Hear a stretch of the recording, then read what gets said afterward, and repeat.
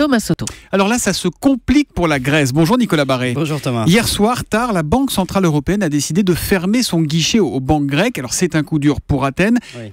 Peut-être pour commencer, qu'est-ce que ça signifie réellement ? Vous savez, la Banque Centrale Européenne, c'est un peu la banque des banques. Donc, j'allais dire comme pour un particulier, quand une banque a besoin de liquidité, elle en a besoin évidemment tout le temps, eh bien, elle va en retirer à la BCE. Et elle la va BCE tirer des dit, sous là-bas, en quelque exactement. sorte. Voilà. Et donc, la BCE dit aujourd'hui, non, c'est terminé, on ne fournira plus de liquidité. Pourquoi ? Parce que déjà, elle avait un peu tordu ses règles pour aider les banques grecques, mais là, elle dit stop, tant qu'on ne saura pas exactement ce que veut faire le gouvernement grec. Donc la BCE attend de la clarté sur la ligne politique grecque.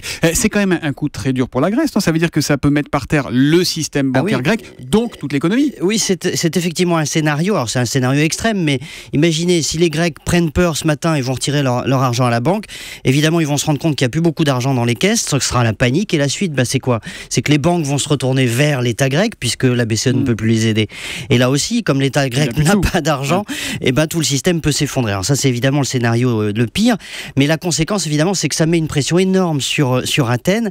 Je vous le disais il y a quelques jours, vous savez, ce gouvernement d'extrême gauche, il va falloir qu'il atterrisse. Pendant la campagne, ils ont promis des tas de choses irréalistes au peuple grec, ça a été de la démagogie. Maintenant, il faut se confronter à la réalité. Cette réalité est toute simple, c'est que sans perfusion de l'Europe, et on le voit dans cette affaire des banques, l'économie grecque est par terre. Or, l'Europe ne veut pas perfuser la Grèce à n'importe quelle condition. Elle demande des gages. Elle ne veut pas, en quelque sorte, que notre argent serve à embaucher des fonctionnaires grecs. On est d'accord, Nicolas, que la BCE met un coup de pression, comme on dit, mais n'a pas intérêt du tout à ce que le système bancaire grec s'effondre. Non, et d'ailleurs, le gouvernement grec lui-même est en train d'évoluer. Il est en train de se rendre compte que les choses sont plus compliquées que prévu. Le ministre des Finances grec, d'ailleurs, il était hier à la BCE, il commence à dire en privé que s'il applique 10% de son programme, il sera déjà content.